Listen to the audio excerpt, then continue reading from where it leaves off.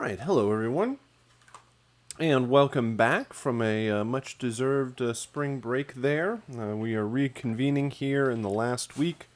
It is our first session of week 4 on Wednesday, April 26th. And we have entered the home stretch for the class and for the material. We have our session on today and on Friday. And we are going to take the time in the beginning of our session today to do a bit of peer review, much in the same way that we've done on our first Wednesday class each week. And hopefully you've had an ample amount of time to digest the project and get an opportunity to play it and check it out, so that you had a solid approach to this composition. So I have 4 submissions here to listen to, and they are set up. Let's do this. Let's make this a little bit smaller. They are set up with all of the ambient cues over here in the first kind of column here. Here in the middle, here in the middle we have the action cues, and each student submission has their own track, so it's not kind of stacked up anyway. And then we have the 3 stinger cues over here. So we'll take a listen to those and discuss the overall approach for this Angry Bots composition. And then we will also dive into the final round of assignments here in week 4.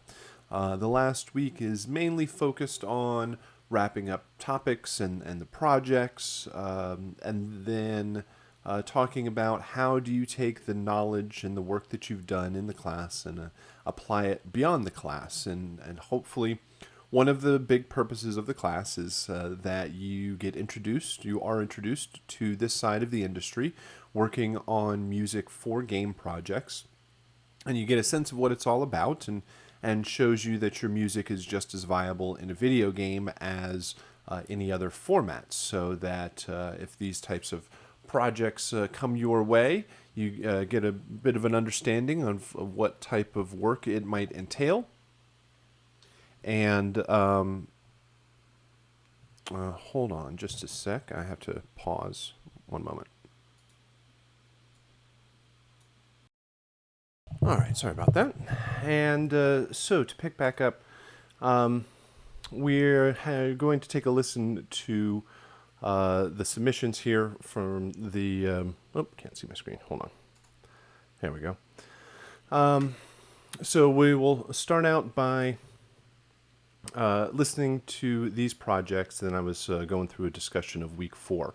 Again, the focus is to take all of the ideas and the material that you've learned and talk about how to apply it beyond the class. So the focus of the projects and the material that you learn and work on is to have a working game project with your custom music and sound effects that you can show off to clients and future employers, and add it to a demo reel, add it to a portfolio, and talk about how you can best demonstrate and show off the work that you have accomplished in not only this class, but hopefully it piques your interest and you investigate kind of more of this direction in the games industry. So our last round of assignments here in week 4 and the topics overall talk about how do you take the projects and put them in the best form so that you can demo them, show them off, have them available, because music for a game, well, music that is intended for a game, by itself is difficult to necessarily understand and put in context. the best way to show off your music for a game is to actually put it into the game. And we have the opportunity of doing that for each one of our projects this month. And so having some sort of means to demonstrate your music in the context of a game. And we'll talk about the advantages of you have the game itself, the music, the sound effects, and the Mac application that is the game that you've hopefully had the opportunity. Well, you did a round of video captures for 2D platformer, so you created all the music, you created all the sound effects, you placed it into the game, played the game, tested it out, listened to it. Maybe took the opportunity to make any changes or make any updates to it, and did a video capture or video representation of that music and sound effects working in the game. So our projects through this week and our topics, certainly in our next topics in the class on Friday, we will discuss how do you find clients, how do you find projects, how do you get started in the industry, how do you take what you've learned and apply it beyond the class. So that's generally the direction and intention for week 4. We'll start here with these projects, and then we've got a few assignments to discuss for the rest of week 4. All right. So let's dive into our discussion or review of Angry Bots. We've got 4 submissions here, and I'll start out by doing an overview or talking about an overall approach to this composition and to the music for this game. We'll talk about how ambient and action are working together for this project, and where the stingers fit into the progression of the music, and then we'll take a listen to each one of them and see what we have with the submissions here. So as I mentioned before, this first column, we have 4 student submissions. Every student has their own track with the 7 audio files for this project. And we have the first column here are all of the ambient cues. The main function of the music soundtrack for our Angry Bots game is the idea of switching back and forth between ambient and action. And they're represented in a series of WAV files here. The ambient music is going to be heard most often. If nothing else is happening in the game, the player will hear the ambient cue. So we discussed it needs to be about a minute or 2 minutes long, so that it has ample time to develop and change and explore new ideas. Much more. So far, we've written in 4-bar loops, 8-bar or 2-bar loops, 4, 8, 16-bar loops, things like that. And then now we want to use these ambient cues to have a bit more time to develop ideas. So whether that is change and variation and development in melody and harmony, or whether it is adding and subtracting instrumentation and changing the tone and aesthetic over the course of the cue, the ambient cue does not mean the genre of ambient music or anything too simple or slow or like a single drone that doesn't change or have any sort of modulation to it. You can have drums, bass, you can have harmony and melody and more of a traditional structure to the music through the ambient cue, or it can be more towards the idea of tones and soundscape and building a foundation for this composition through the use of musical sound design, using instruments beyond their range or using them in unique and interesting ways, using a lot of interesting effects.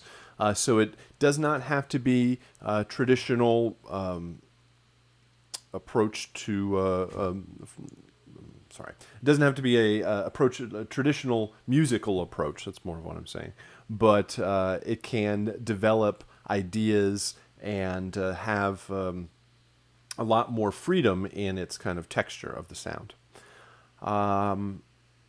It needs to loop so that by the time it reaches the end of the file, it needs to sonically and through the mix and through the volume, it needs to be able to return back to the front of the file with no issue.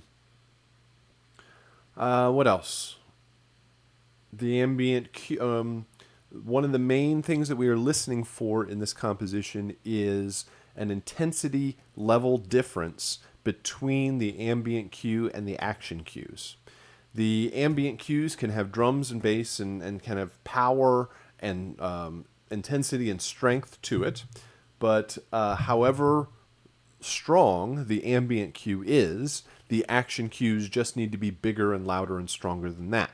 So you typically don't want to have too much power, too much energy or percussion rhythm in the ambient cue, and leave some of that, or leave a place to go up higher in the action cues.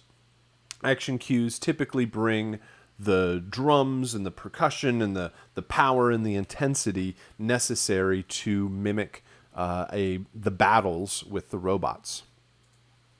So now, yep, that'll send us over here. Well, I guess I could start out looking at these 4 ambient cues. Visually, they look like they're set up correctly. They look like from the beginning to end, they're set up ready to loop. And a level-wise, they look like they are at appropriate volume. So at least visually, looks like it works out. The action cues. The action cues are heard during the battles or the engagement with the robots. Each one of the robots jumps awake and attacks in some sort of way. And our challenge here is, how do we go back and forth between the lower intensity ambient music and the higher intensity action music? So we want to make sure that there is a striking difference between ambient and action. Each robot has its own action cue or theme. You have more opportunity to switch instrumentation and have more variation in your instruments from one cue to the next. The buzzer cue does not necessarily need to sound like the mech cue or the action or the spider cue. Keeping it in a similar key, keeping it at a similar tempo helps with transition back and forth, but the instrumentation can vary and should, so that each robot has its own thematic idea or voice, so you know what's coming after you.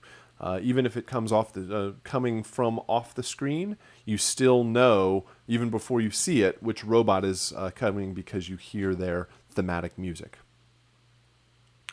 8-bar cues, the battles are really quite short. Hopefully you've had the opportunity, now that you've made the music, to actually put it in the game and test it out. That the way the music transitions between ambient and action can be one of the more challenging elements of this, because when you are going from a lower intensity ambient music to higher intensity action music, it's an immediate hard cut and switch. Then when the battle is over and you're returning from action back down to ambient, then that's going to happen over a 3-second crossfade. The action music will continue playing for 3 seconds while the ambient cue fades in, action cue fades out, and it returns back to that ambient piece of music and sits there for as long as it needs to before the next battle happens. So 8-bar loops, intensity, power, we want to make sure that level-wise, sometimes we get like reverse dynamics between the ambient and the action.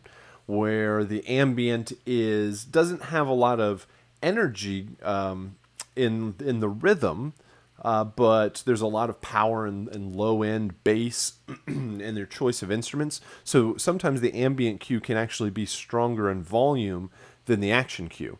So we want to watch out for those sorts of variations in dynamics between the two. So these cues look like they're ready to go. The only one that I just noticed right now is this one looks to be basically half the length of the other ones. So you'll need to extend out that particular cue.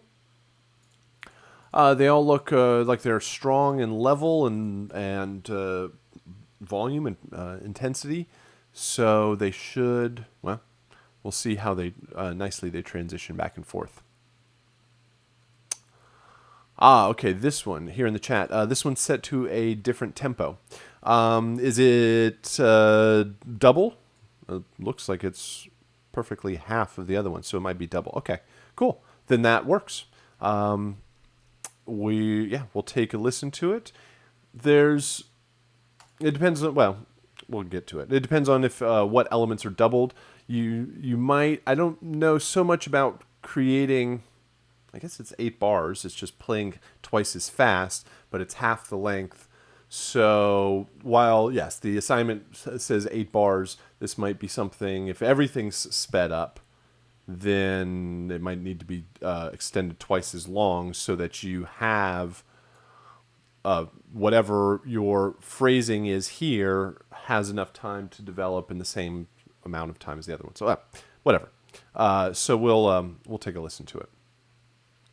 The good thing is that in all that is it's all intentional, so that's very good. So the stingers are meant to add embellishment and signal the change from ambient to action, or really signal the battles happening in the game. You'll hear it every single time a battle starts.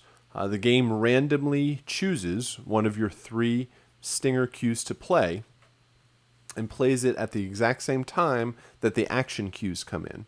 This provides a small transition sound that is a bit random. Each robot has its own action cue. And every single time you encounter the buzzer or the mech or the spider, it's going to play that exact same piece of music. So this stinger provides a little variation as a little randomization each time those cues start. You want to make sure that they are strong impacts at the front and they fade out to silence. All of these look like they are the correct shape, where you are starting out with a strong waveform at the front and it tails off relatively quickly down to silence. You want to make sure everything reaches silence. So most of these look like they're probably really long reverb tails. This one looks like it might get a little cut off. These look like they might get a little cut off. These should be all right because they actually reach silence. Again, we'll have to listen to them if they're cymbal crashes or reverb tails. But if they do reach silence for a little bit and you can cut it down, that always helps to reduce overall file size. Not particularly to our project because the size of the files and the amount of files aren't really going to ever get all that big. But in a larger sense, you should just get into a habit of cutting off any tails that are unnecessary to over thousands and thousands of audio files in a game. It reduces file size. So again, visually, everything looks set up correctly. So let's go ahead and dive in and take a listen. Make sure that this is working correctly. All right, so we'll start out with our first ambient loop here.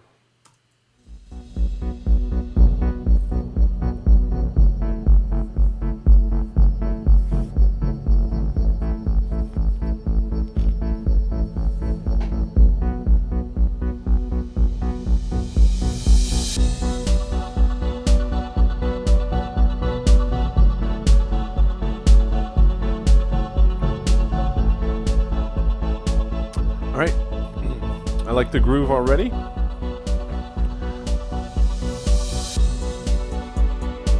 We've got elements that are added in every couple of bars. Now that I hear this and looking at the waveform, looks like it builds over time. Yeah, so each time around there's a new instrument added, and changes to maybe the progression a bit or the drums. But you want to make sure anything that's added in is taken out before it loops.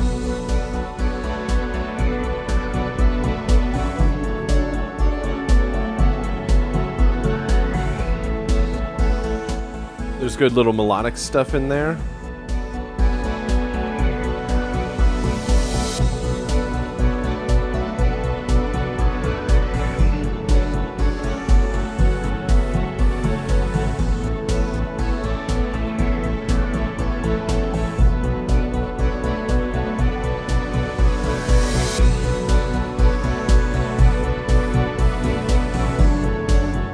So probably 3/4 through here, you should start taking things out. So when it loops back around, it can return back to the less instrumentation.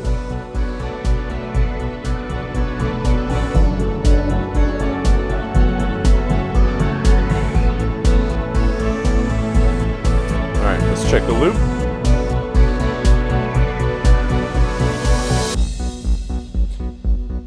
Yeah, the cymbal crash works as it goes around, but there's a lot of instrumentation that's kind of like sucked out, and you want to make sure that you want to kind of lose the player over this minute or two worth of music. You want to kind of lose the player so that they don't know where the loop happens.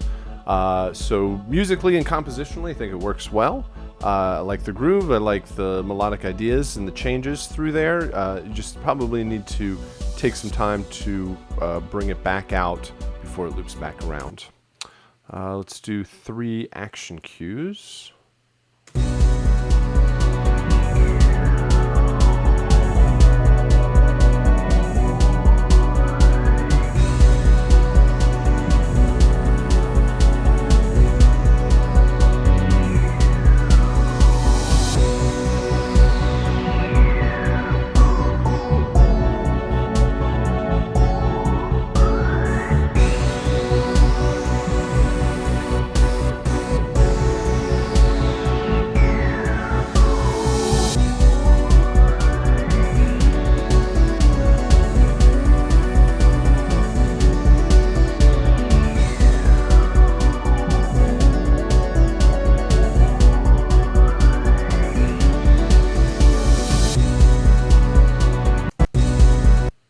All right, let me go. So I think the drum pattern, the double time drum pattern in the buzzer and the spider cue, it feels too sped up, and it's not the tempo because it's probably within the same tempo or a double of that. The fact of you don't need to double everything. From the drum kit, you can double the hi-hat, but the kick, certainly the kick doesn't need to be as fast as it is or as frequent as it is, and the snare could probably even come back a bit.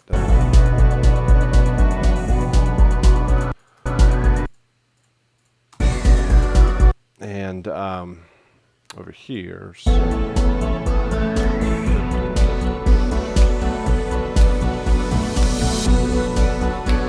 like you could, yeah, keep the snare where that is on the 2 and 4, and then work with doubling certain aspects of it, but will reduce the hurried nature that you hear, and it's kind of a sudden jump.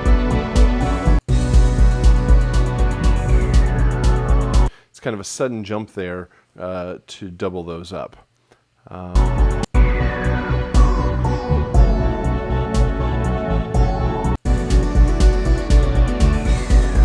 Like there's some melodic stuff that is that works double time in the spider cue. I believe it could actually come out a little bit more forward in the mix.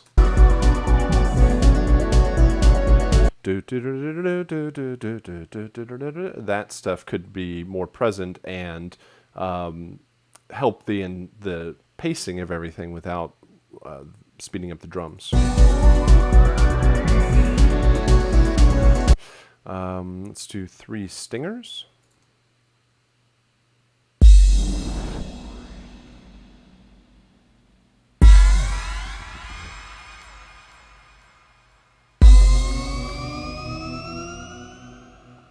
Cool. I think the second 2 are going to be able to be heard better because they have a bit more in the higher range, higher frequencies.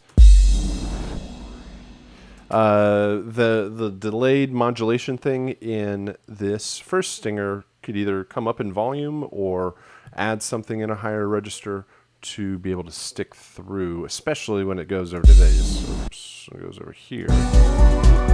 It's very constant, the sound, so you want to make sure that those will cut through when these action cues come in. Let's see. Test it out here.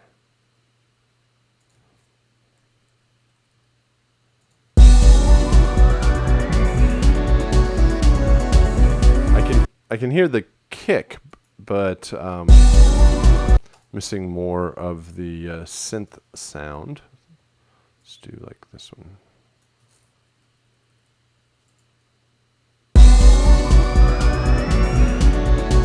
Yeah, I really like the rise in there because it helps the anticipation. Okay. All right. Very good. So yeah, watch the building in the ambient cue, build and then return back down.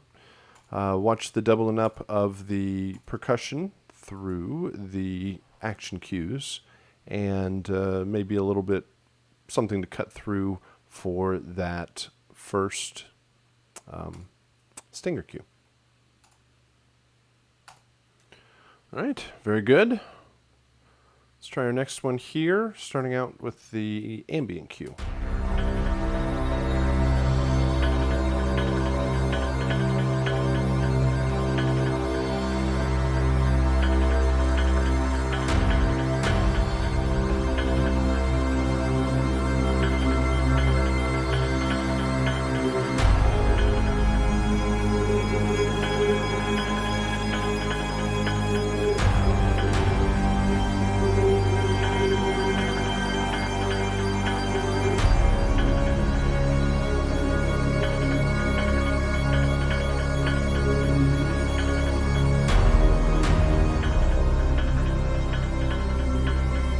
It sounds. I like some of those big hits. Although, yeah, it does get. Feels like it pushes up against the limiter, is being squashed back a little bit.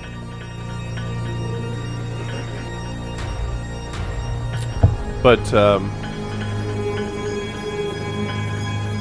between those big hits, you've got the pads with almost like a kind of a glissy kind of sound with the stuff in the higher frequencies. I was thinking something like an arpeggiated bass line that helps establish the rhythm. Like something in there that's almost a pulse, so that when these action cues come in, you know generally where it was at.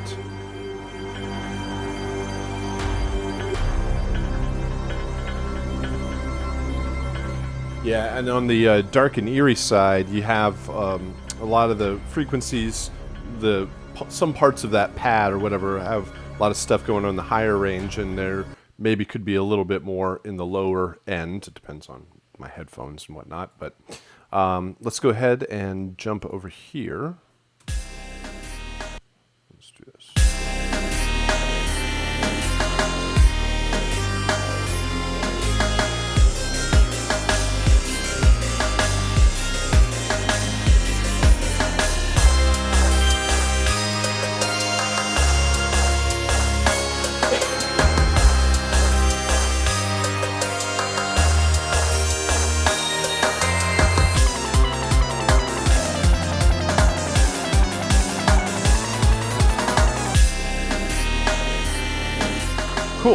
I like the second half of this buzzer action cue, like the rhythm that you have going on there.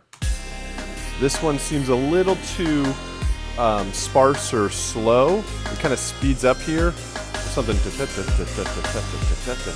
kind of happening in the background that helps the pacing, and that could be extended out. That's also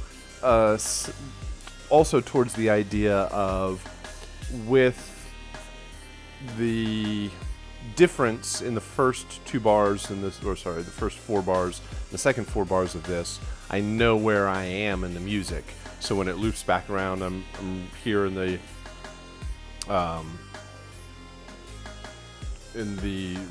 less intense area. Then over here it comes in with a little bit more percussion and pacing to it. So then on the mech, I think the mech works well.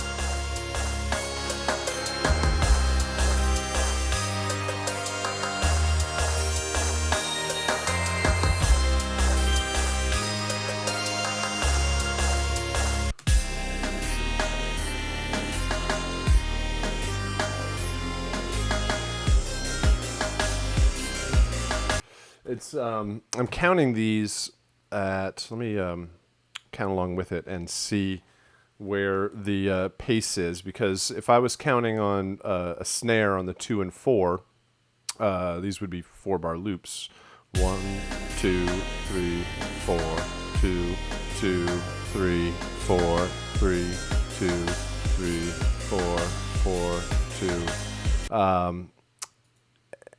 1, 2, 3, 4, 2, 2, 3, 4, 3, 2, 3, 4, 4, 2, 3, 4. All depends on where you where you're counting it, which helps. 1, 2, 3, 4. Like this helps to infer the pacing at that kind of double time feel where those snares hit. And 1, 2,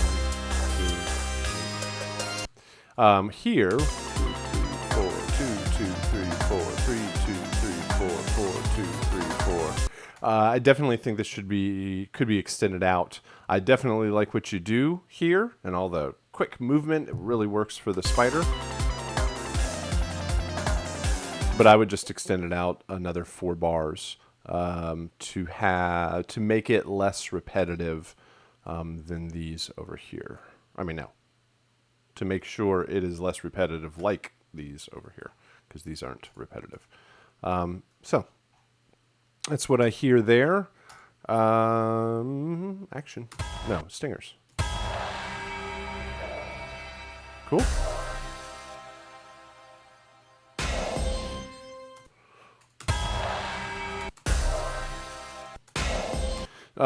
Excellent. I think they work very well. They have really cool tails at the end. Make sure the end of the file doesn't cut that off. Make sure it fades all the way to silence. They could probably be louder in volume in the, like when you bounce it, and these first two have a pretty strong impact at the front, but this one might have a little bit more like a bassy hit, or it's kind of there in the it's there in the second part. So yeah, just if you could just pull more intensity out so that they compete nicely against the action cues. But as for aesthetic and vibe and instrument choice and intensity difference, I think all the thick synths and big hits work well in the ambient cue. I think there's some good grooves and percussive ideas through here, and it's more of formatting it and how they're going to work together. So good job. Another good one to check out.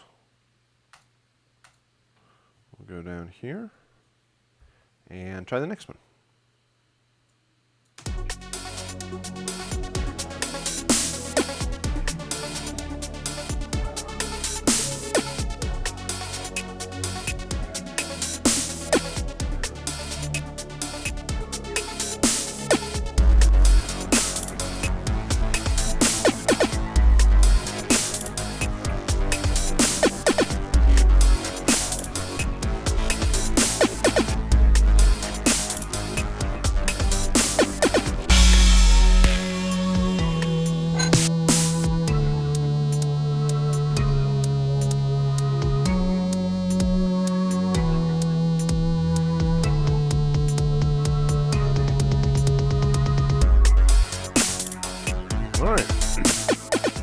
really cool groove and vibe through here.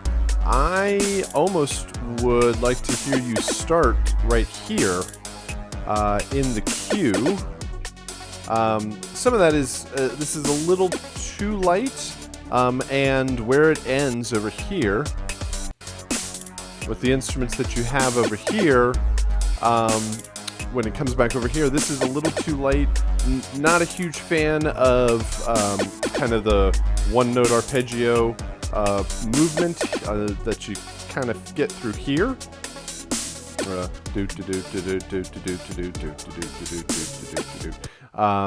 But once you reach here with all the good low end, I think it's more appropriately intense, like the second half. Now, I wouldn't just cut it off. I would extend it out forward into this cue and just develop it. I like that it kind of breaks down through here and comes back. I just need to make sure that where it ends over here ties nicely back to the front. So, cool, groove and sound through there. Action cues, buzzer action.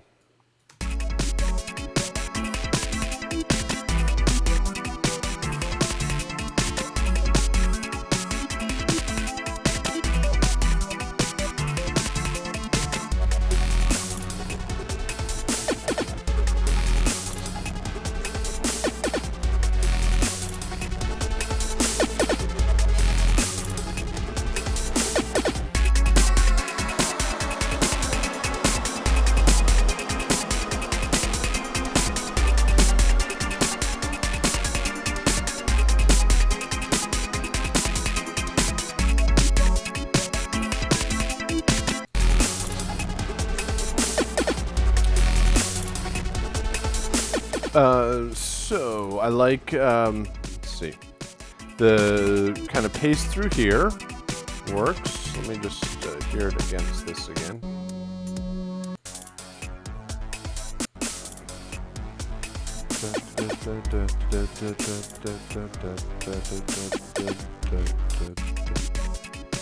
All right, so I think tempo-wise, these don't, or the action cues don't match the ambient cues. That will create a bit of a kind of a jarring transition when it goes from ambient to action.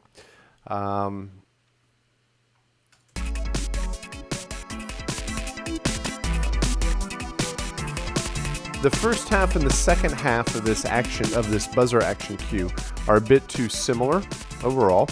I really like the mech. I think the instrumentation and the intensity works well.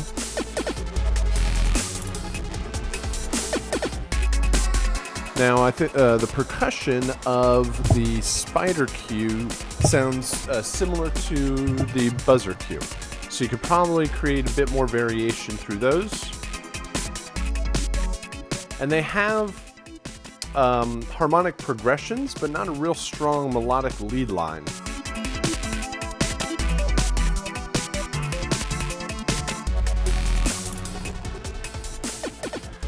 All right.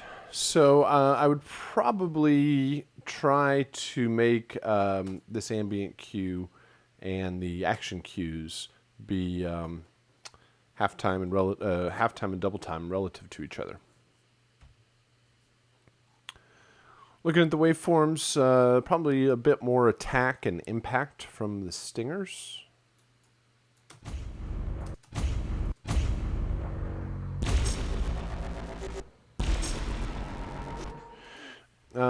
Make sure, number one, they don't get cut off at the end. They could probably extend and be longer to have room for reverb tail or more decay. There's a drum or an impact hit that is common between all three of them and should probably not be reused to create a bit more variation from one to the next. So I like what they're doing. I think they sound dark and intense.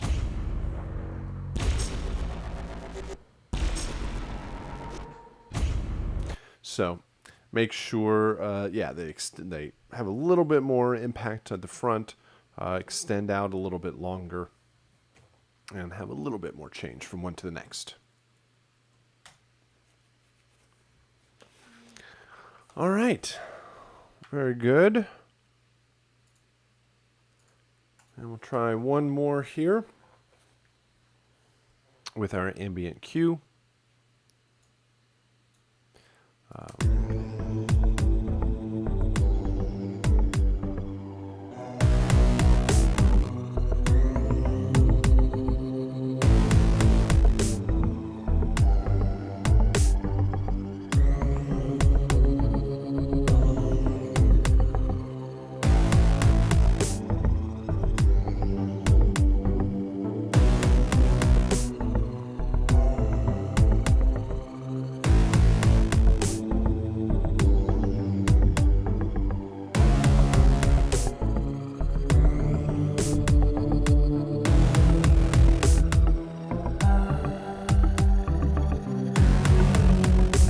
So the kick and the snare do well to create a little bit of rhythm, kind of foreshadow what's coming up. I like the grit of the lead distorted line. Loops nicely. Yeah, I was a bit worried there until the distorted line comes in. Could almost even have something else that maybe towards the second half that comes in and responds to that guitar to explore another idea. And we'll jump up here to the action cues.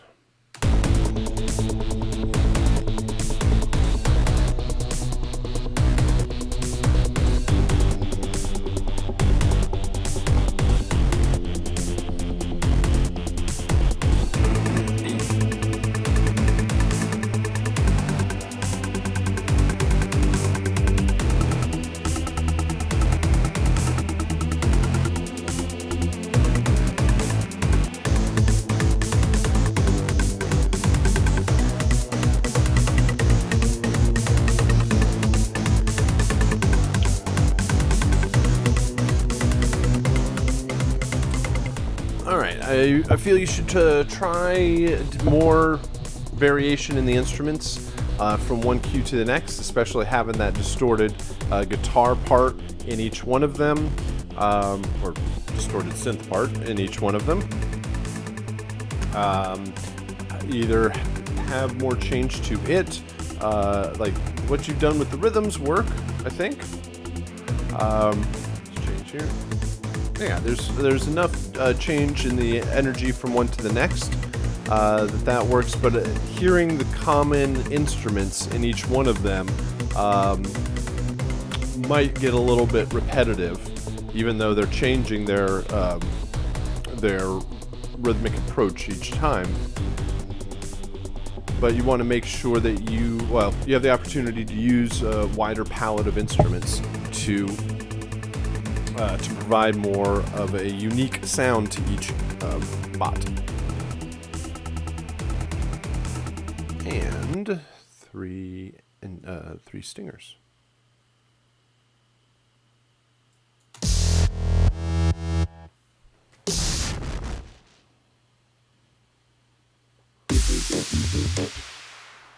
All right. I think the first one.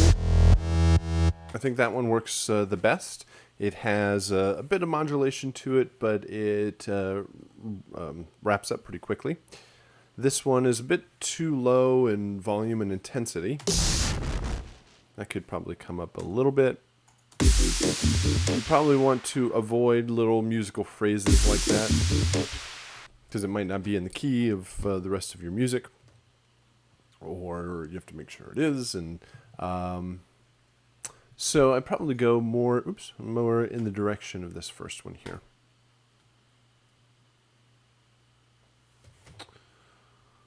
All right, looks like we have made it through all four of those. We had great examples to check out, and good approaches overall. most of what was discussed is the formatting of the music to prepare it to work in the game, how the music shifts and transitions from ambient to action, the looping of the files, how it builds and recedes back down, how the stingers work against the ambient and the action cue. So that it gives us some good ideas that to if we need to make any changes and a new direction to follow. All right. So that is our peer review for the Angry Bots composition from week 3. Next thing we will jump into here is the new assignments for week 4. But first, before I do that, let me take a quick pause. Hold on. Let me know if you have any questions so far.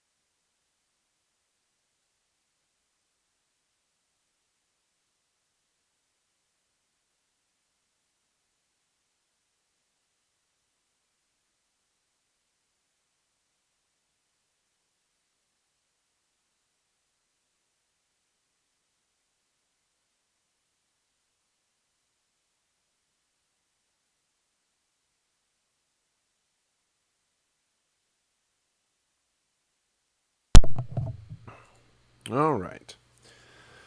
I think we're set up here. So, as mentioned earlier, in week 4, we are mainly focused on wrapping up all of our projects, creating a video capture of the work that you've done, showing it off to other folks in the class, and doing the composition description for Angry Bots to finish everything out. So we're going to start here with a discussion of your approach for the sound design for Angry Bots, where the process or the general workflow of getting it done is very much the same as 2D platformer. It's just a whole new series of sounds to create. So the first thing that I would suggest you do is get access to the original sounds and put them into a Logic session so that you can build your own sounds while referencing the originals. So when you download this assignment,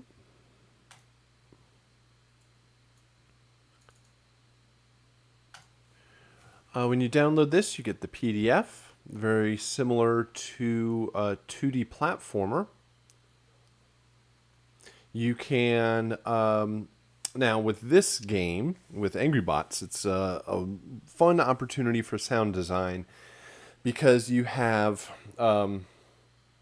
robots, you have weapons, you have rocket launchers and electricity bolts and explosions and all sorts of fun, interesting sound design topics or tasks for the game. And it allows for some really interesting design. The this type of game with lots of big metal impacts and explosions. We don't necessarily expect you to go take a sledgehammer to your car or wreck it or anything or blow it up to record for the sake of the project, but instead we can use library sources from weststarmusic.com or freesound.org to actually gather some really good source material. So there are a lot of explosions in this game, and there are a lot of doors, like Star Trek kind of doors that automatically open and close. So you get screenshots and a small description of each one of the cues, so we know what it refers to. And then playing through the game, you should get an idea of what all the sounds generally sound like, or what they sound like as a whole. Here is your asset list for Angry Bots. These are the 22 sounds that you need to create for this game project. And you can find the originals of these in the game itself.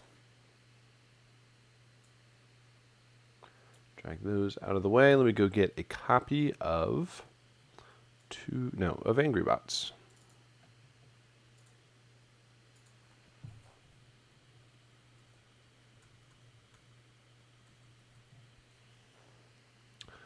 Something that looks like this.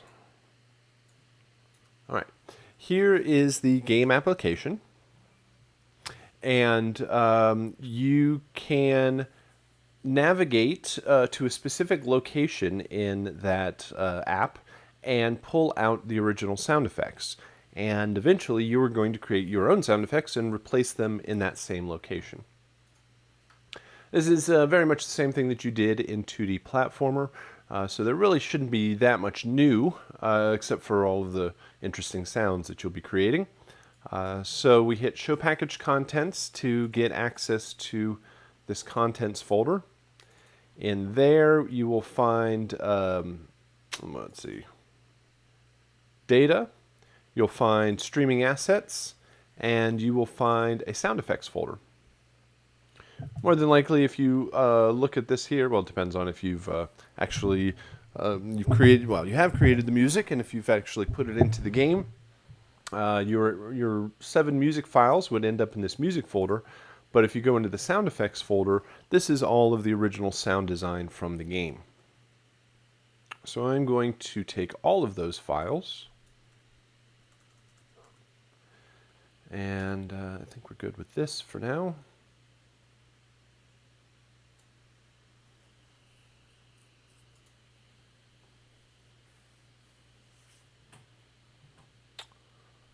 Get Logic to give me a new session.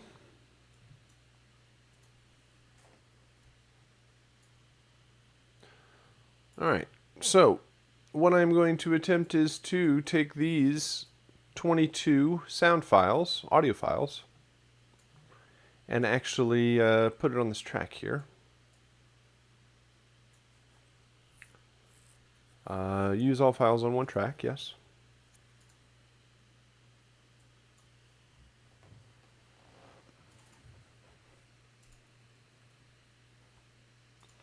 Now, once you have all of the original sound effects in the game, in your DAW, you can create a couple of blank tracks below where you will do your own sound design. And you probably come in here and separate these out a bit so that you have some room to develop whatever you needed. And then I would suggest that you go find a group of sounds and bring them back and edit them together to create the final sounds that you need. Go off and do a bit of searching and find lots of different things that might work, and then bring it back into your DAW and edit them all together until you find the combination that does work. What you shouldn't do is say, okay, I need first one, ambience, SFX _ambience _exterior _rain. So I need a rain loop. So I go out and I go search for a rain loop. I bring it back in. I edit it. I name it, or loop it, and I name it, and I bounce it out. Then I want to go to an interior hum. So I go back to the sound effects library, find the file, edit the file, loop it, bounce it. And then I go that process over and over again. You probably don't want to repeat that same thing over and over again. Go find the sound, go bring it in, edit it, process it, name it, bounce it out. Instead, I would go find a lot of similar types of sounds. In this game, there is a lot of explosions, and there is a lot of those automatic doors. So you can find a lot of different door sounds. Please go, something that is good to search for in this case is hydraulics and pneumatics, actuators, sometimes maybe servos, can give you some of the whirring and opening and closing sounds that you need for that door. So we're going to take some time here to listen to all of these sounds, wherever they may be.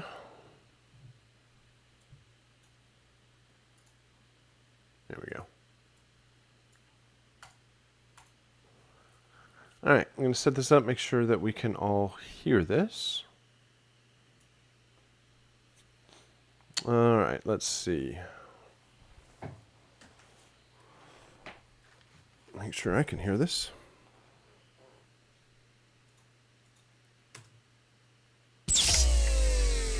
All right, that seemed to broadcast. Can you give me a heads up in the chat that you can hear that? That is working. Yes, excellent. Thank you. All right, so we have airlock door open and close. These are the circular doors in Angry Bots that kind of unlock and then open and close. Close. Here is the open. A lot of times with door opening and closings, you can get away with it by reversing one for the other, right? So you find the open, you reverse it, and you get the close. Often isn't just like a one-to-one, you just reverse it and that's it. A lot of times with the closes and the opens, there might be a ka-chunk of the lock as it opens or closes. So make sure you find a couple of elements there that represent both opening and closing. Exterior rain, pretty simple.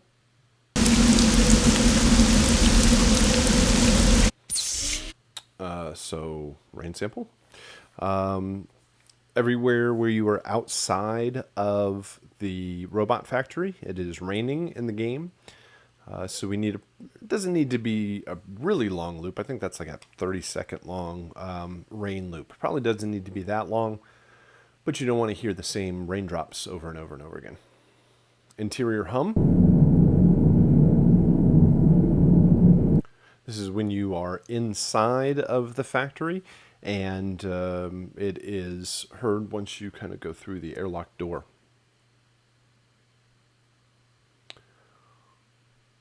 Destroyed explosion for the flying buzzer. Now each one of the robots has its own destroyed explosion when you defeat it. So a big loud impact. Flying buzzer. This is when it attacks you. So you'll come up with some sort of energy blast or bolt sound. Patrol mech. These are the big two-legged walking robots. There's the alert sound when it recognizes you. There is its destroyed explosion. Let me make sure I can turn this down somehow.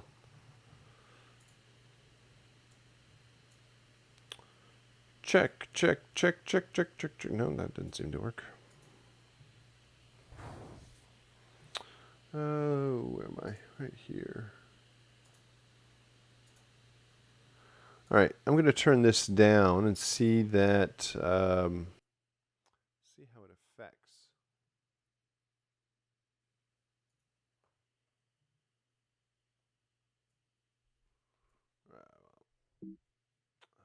named it. That didn't work.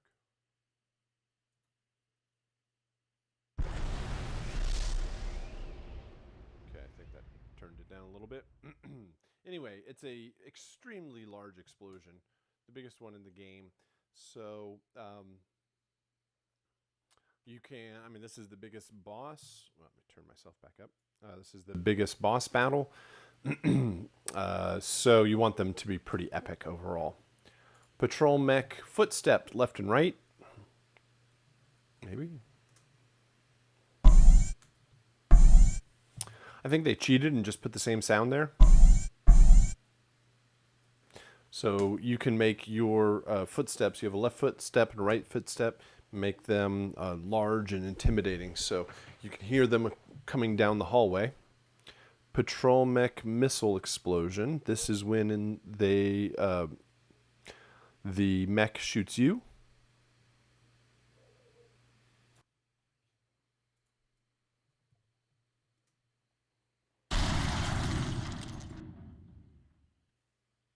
So it's a very loud, strong impact. Shoot missile. Right, that's when they fire the missile at you. Spider alert sound when it jumps awake. Simple alert. Destroyed explosion. This is when you destroy the spider.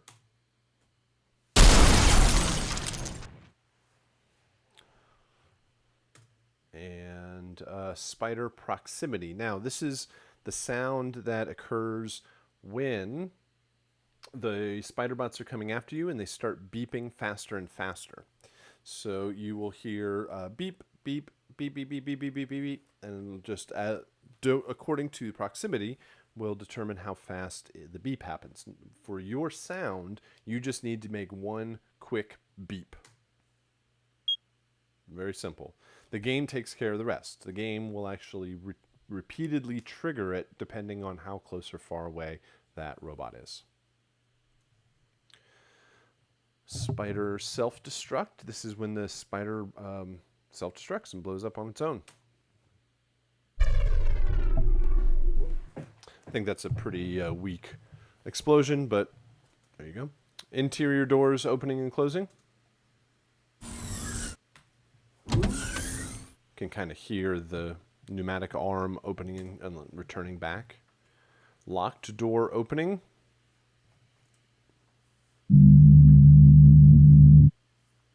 Pretty simple hum there. Doesn't really even sound like a door opening, but maybe something that's kind of electrically charged that's rising up. Player hit. This is when you take damage. Player shooting. This is when you hold down the mouse trigger to fire. Now, one thing to point out there, jumping back over here, I think the sample's way over here.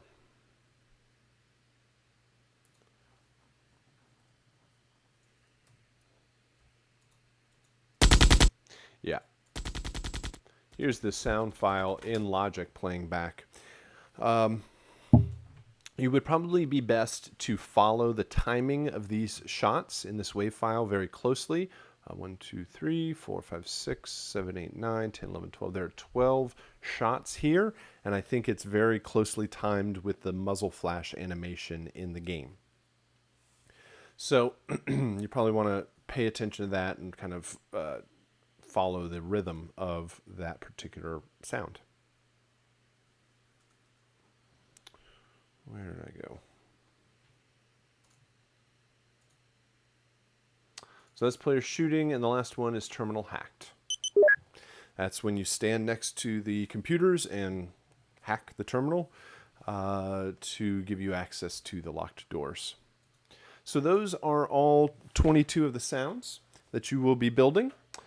Take those, import them into a Logic session, spend some time organizing everything, and just go out and search a whole bunch of sounds, bring them back in, edit them, prepare them, and name them and bounce them out ready for this project. Just always make sure that you hit mute up here before you bounce to make sure that the original sounds don't make it in the game.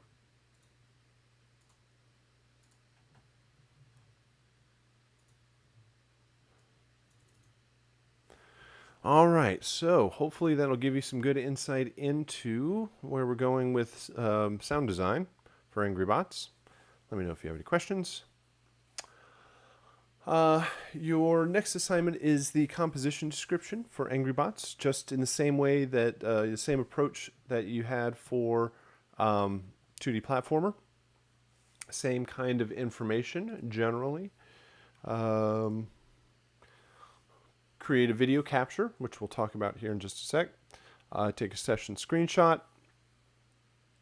Melody and harmony, give you information about your melody, harmony, and rhythmic approach. List all of the instrumentation. This might be a little bit more because of the fact that it doesn't have to be similar between each one. Information about each one of the cues, ambient cue, action cues, and the example cues, and then a screenshot of how to set everything up, along with a screenshot of how your mix is doing.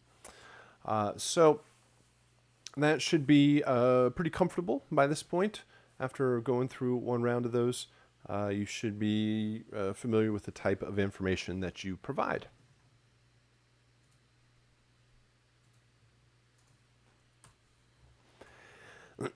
And our last assignment, well, I don't know if it's actually the last one, but kind of wraps everything up. You will be doing a final game capture for both 2D platformer and Angry Bots. So by the end of this week, you will have completed all of the music and all of the sound effects and implementation of 2D platformer. You will have completed all of Angry Bots and sound effects and some other effects overall. And we want to be able to show this off and be able to share the work that you've done. So we have the projects ready to go. You've already created one capture for 2D platformer. And maybe you have, well, actually, no, when you did that, you had both music and sound effects in there. Maybe there's some revision, maybe there's something that you changed. You'll create another video capture for 2D platformer, or let's call it a final one, probably a better way of saying it. Then you'll also create another video capture for 2D platform. No, I said that. For Angry Bots. And both of those are going to be uploaded to YouTube. No, where did I go? Uploaded to YouTube and shared in a discussion post. Then we get to see everybody's final results and everybody's final version of 2D platformer and Angry Bots that they worked on throughout the month with their music, their sound effects, everything custom. Your game captures are probably, well, they are the most useful form to show off your game music work. The music and the game application itself, you have a 2D platformer application, you have an Angry Bots application, and those are yours. Those are for yours to show off and email around, add them to your demo reels, post them up somewhere and share them, like put them in Dropbox and share the link. People can download them, check it out, play the game, but there are a couple of roadblocks to all of that. The main one is that they need to have a Mac in order to play the game. And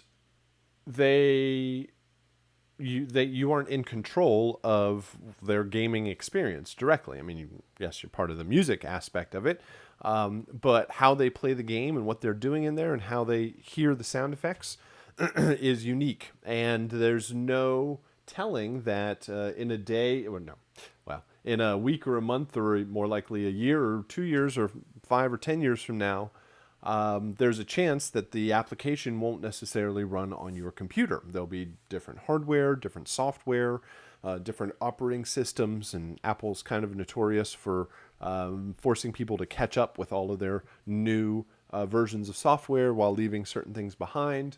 So what I'm saying is there's a somewhat of a good chance that that application isn't going to be the best form to show everything off as being the only one. It's great when you know that they're gonna how they're gonna check it out and how it's gonna work, but a video is very straightforward.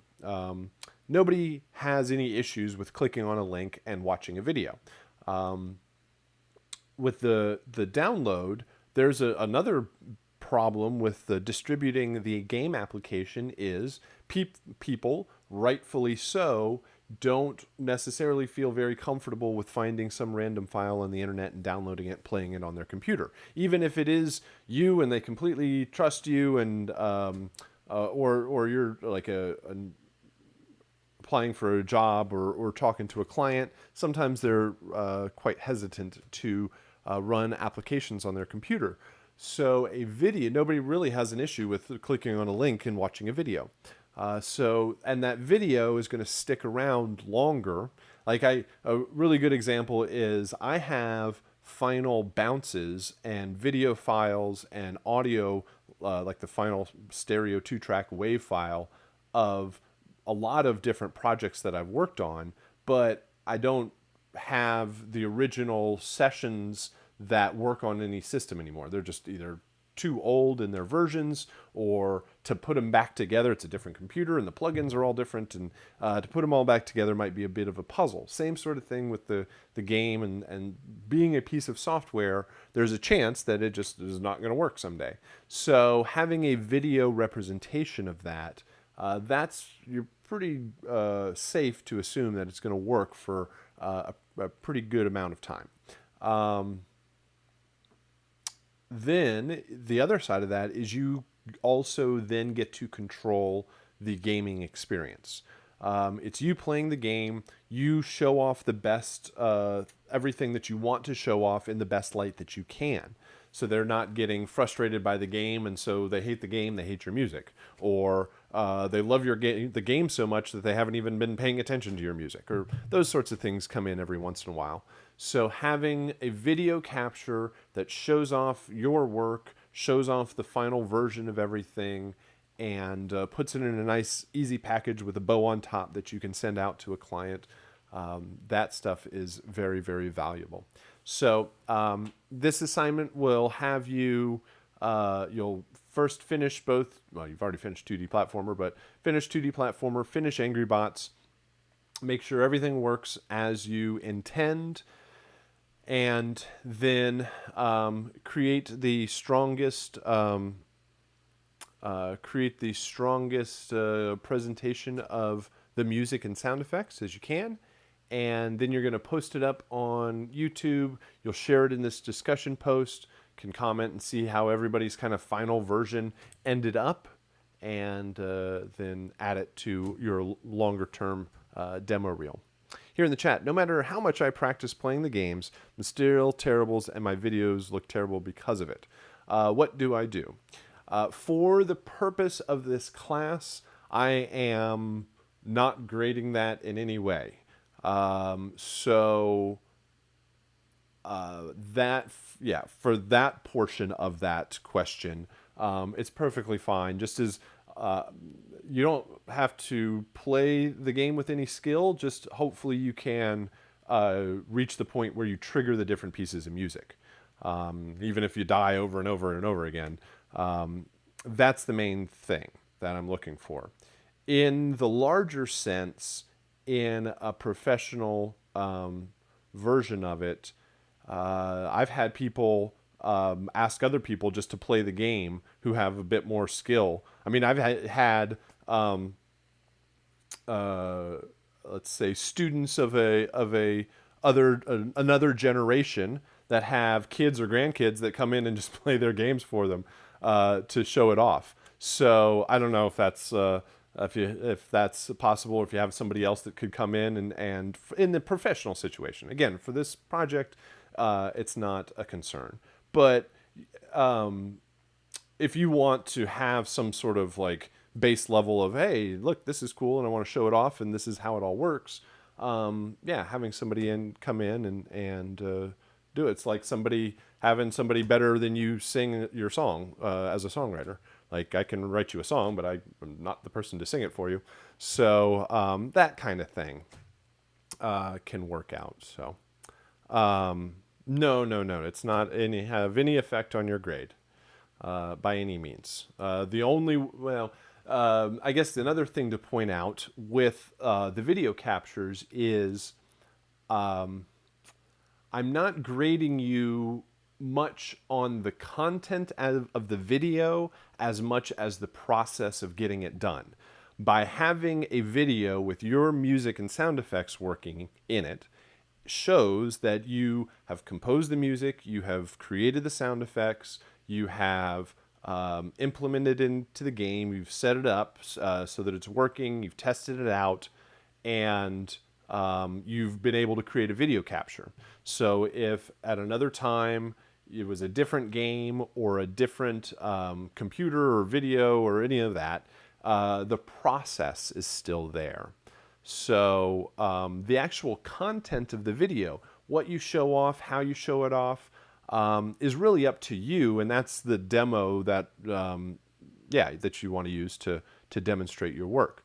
I'm not even really going to be counting to make sure that I hear all 22 of the WAV files and all 7 of the music files, because with the music I know that there's an element of randomization, like the stingers. You may not ever get stinger 2 to play for some reason. It just never randomly plays it. And the other thing to say is that I have a recommended limit of, I think it says 60 seconds, and I've pushed it on to be like 60 to 90, maybe to 2 minutes. Depends on what you want to, how you want to show it off, but I leave that part more up to you. But as long as you have the video and it works, then we can show that you've done the part that I'm really more interested in is the skills that you do have of composition and production of your music and realizing a music soundtrack for a game. The video is just the proof of all of that. So, and we get to see everybody's different version of it. I always think that the final result is greater than the sum of its parts, because when we do peer review, I certainly go through it with a microscope and I pick out all sorts of stuff that, and sometimes it's certainly open for debate as to what works and what doesn't work with the music and the soundtrack and your overall approach. And that's really where the client relationship comes in. And this is kind of a practice round of all of that.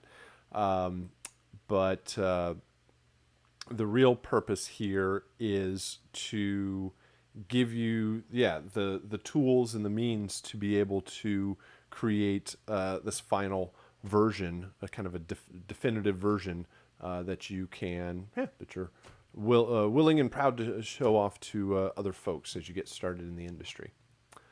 So, final game captures gives everybody an opportunity to see everybody else's work, and that's where I was going with that. The sum of the parts. The when I tear things apart in peer review, and we go through it with a fine-tooth comb, and the sound effects are they're actually very entertaining to grade. They're either really cool sounding or they're really funny sounding or whatever it is. But when you put it all together in the final version with the video capture, and what you're adding in there is the computer being able to control everything, and you have the interactivity and the randomization, it ends up being cooler than in the individual part. The whole thing together works. Like, the sound effects work against the music, and they kind of work back and forth against each other, and you get that interactivity. So the video is a great way of showing all that off. That should be it from me, and please let me know if you have any questions on the Angry Bots project or any of the composition elements or sound design for this week, and how we're going to wrap everything up. If you do have any issues or questions or troubles that you've encountered thus far up through the class, well, this is the time to get it all fixed and figured out. We want to make sure, please come to us with any sort of issues that you might have so we can resolve it before the end of the month, before you move on to the next class. So, yeah, that's what I have for you today. I'll stick around for a few minutes afterwards if you have any questions. But other than that, have a good rest of your day, and we will meet again on Friday. Thanks a lot.